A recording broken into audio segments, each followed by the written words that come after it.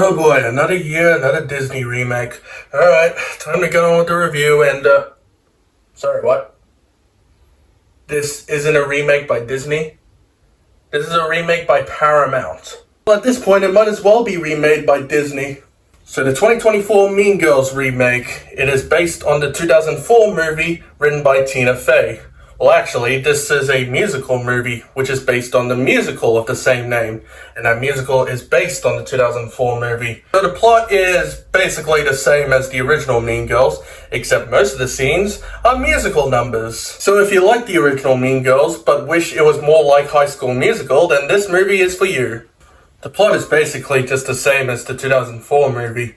So for those of you that haven't seen the movie, a new girl comes in, befriends the Mean Girls, and then she becomes one with the Mean Girls, and then she finds out that the leader of the Mean Girls is a really mean girl, so she competes in a Mean Girl competition to out-mean the Mean Girl, and then she becomes a Mean Girl herself, and then she lost who she really was, so she stopped being a mean girl, and then she becomes a nice girl at the end. So yeah, it's just a new cast of people reprising the roles that you're familiar with. And I'm going to be honest with you, some of the scenes in this movie felt very deflating. Like, some of the scenes that were iconic in the original movie felt watered down in this version.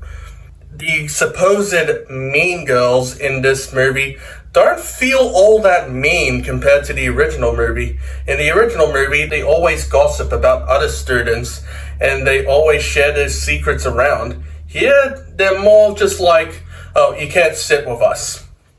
Yeah, that's basically it. Apart from Renee Rapp as Regina George, none of the mean girls feel that mean. Renee Rapp as Regina George was definitely one of the few bright spots in this movie. She definitely made the character as her own, and she definitely feels a lot different than the original, where they all just felt the same. Some of the acting is very decent, but the whole plot just felt like one big Dhar sketch. Oh, what about the musical numbers in this movie? What about the songs? Some of them were pretty good, and others were just kind of there to move the plot along. But overall, it was a bit of a mixed bag when it comes to the musical. Overall, I thought the movie itself was average. I didn't hate it, but I also didn't like it either. It was more of those in-the-middle type movies.